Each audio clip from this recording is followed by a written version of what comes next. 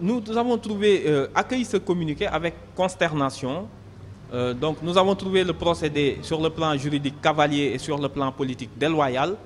Je pense que le ministre avait plusieurs autres canaux pour nous demander des renseignements, au lieu de sortir un communiqué à 2 h du matin pour menacer directement Pastef de dissolution sans connaître les tenants et aboutissants de cette collecte. Ne serait-ce que le nombre de participants.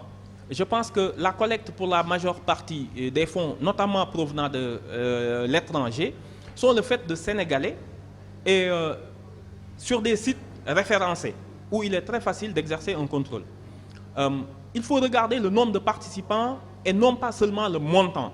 Si on regarde le nombre de participants au plan national, on se rend compte que ce n'est pas l'œuvre de 4 ou 5 personnes, auquel cas le soupçon serait légitime peut-être, mais de milliers et de milliers de personnes. Donc, si on rapporte cette somme sur l'ensemble des participants, on se rend compte que les gens ont donné peut-être entre 10 et 15 000 francs CFA. Donc, parler avec 100 millions de financement illicite pouvant menacer la sécurité du pays, je pense que le ministre a agi en politicien, mais n'a pas agi en ministre de l'Intérieur, garant de l'intégrité et de la sécurité du pays. Il n'y a même pas un soupçon, la volonté, elle est claire, elle est affichée.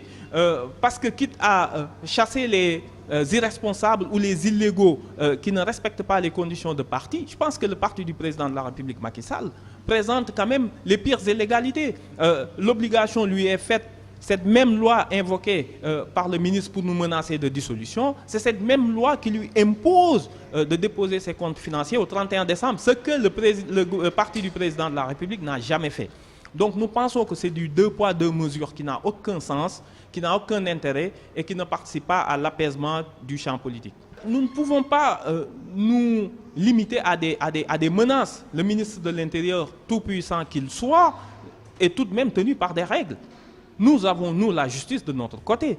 Tant qu'on ne nous démontre pas, par des preuves, que nous avons été financés par des groupes, par des lobbies ou des États étrangers hostiles au Sénégal, cette collecte va continuer.